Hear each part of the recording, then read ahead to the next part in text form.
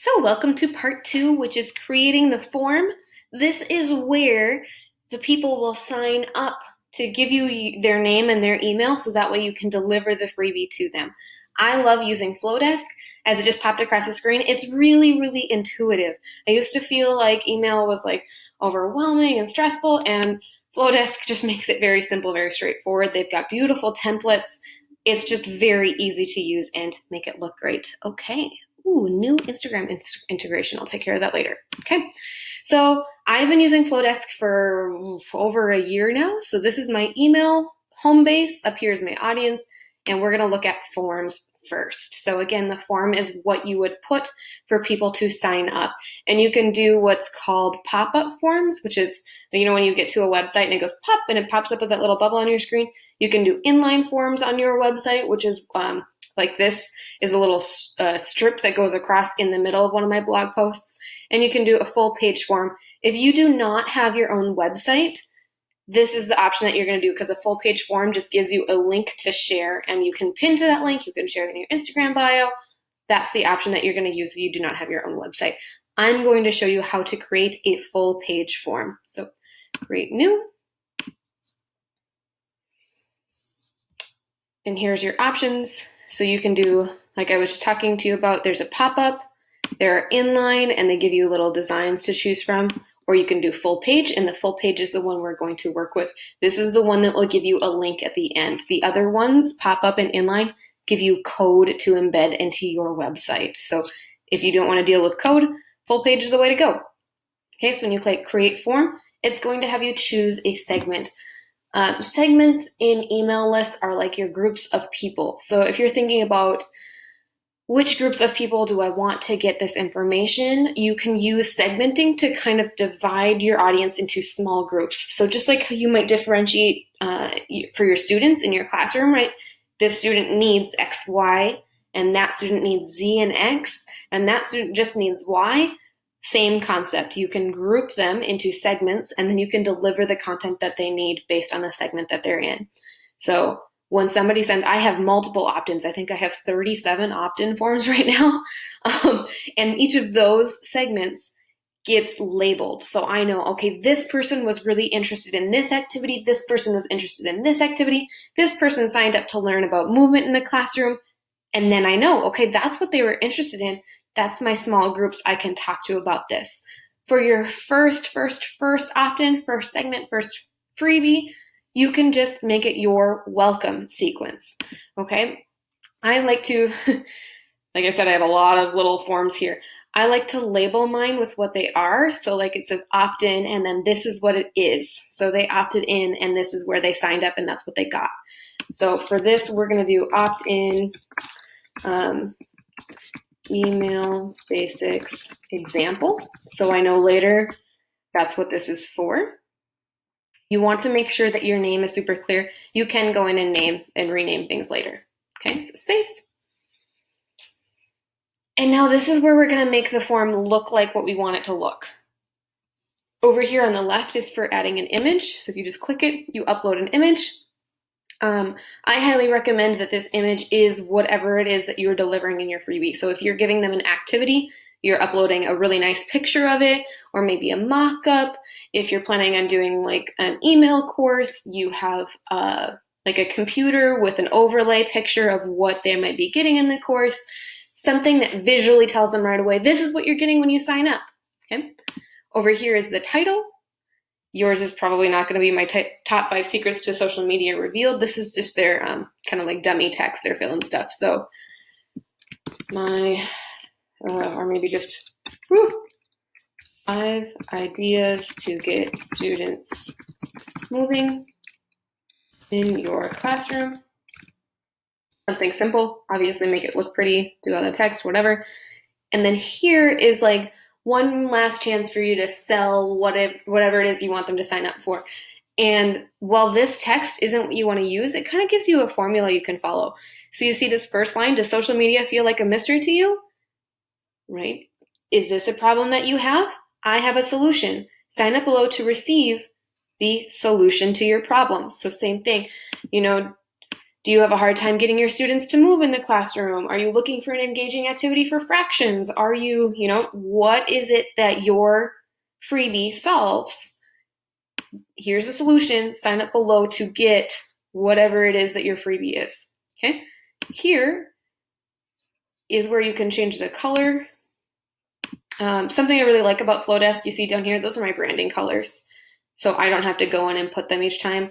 You can just do custom hex codes if you'd like, or they obviously have a lot of colors to choose from. You can change the color on the button as well and make that look nice.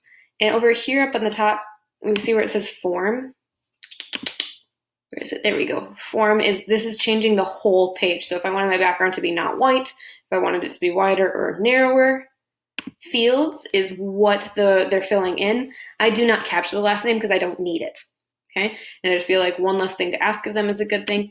The message, this is after they click submit. What do they get? And they give you some options here. Thank you.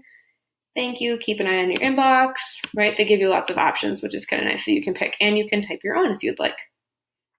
Okay, so back to the form.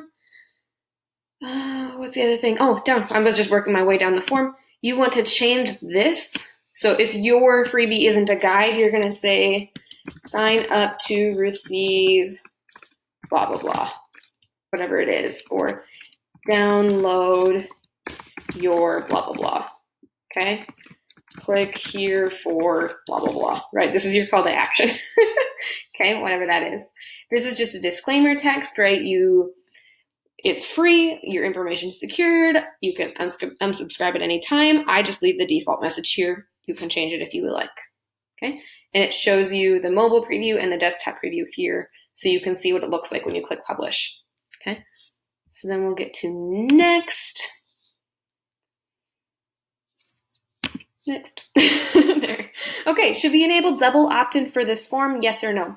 Double opt-in just means that once somebody signs up, it will send them an email to their inbox where they signed up and just say, hey, did you really mean to sign up?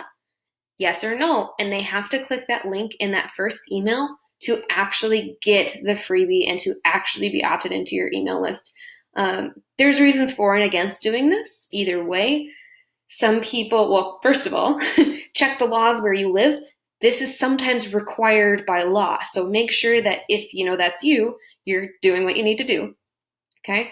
Some people love double opt-in because it means that the people who get onto your list actually really, really wanted to be there because they cared enough to click, yes, sign me up. Yes, I really meant sign me up. And then they get the freebie. The downside to that is sometimes they don't. Sometimes they don't click yes again. And then they're in this kind of like floating in-between space where they're not on your list, but they signed up for their list, but they didn't confirm. And since they didn't confirm, you can't do anything with them. You can't contact them again. You can't be like, hey, you forgot to click yes. There's no way around that.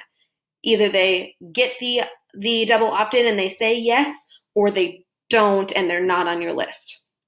So that's up to you. I personally do not require confirmation. If they don't want to be on my list, they can unsubscribe. That's not a big deal to me. It doesn't hurt my feelings. So, either way, right? No, don't require confirmation, or yes, require confirmation. I usually leave it at no. Continue. Should we notify you when a new subscriber opts in? This is kind of like a woohoo, It's nice sometimes to know if your form is getting subscribers. It's also annoying sometimes to get a lot of emails if lots of people are subscribing. You can turn this off later if you got it and then all of a sudden you're getting a lot of signups and you're like, oh, stop emailing me. You can turn it off. But if you're like, woohoo, somebody's signing up, woohoo, somebody's signing up, it's kind of nice to get the notifications. So that's what that option is. Continue. What should we do after this form? Whoa, I went too far. I'm sorry. There we go.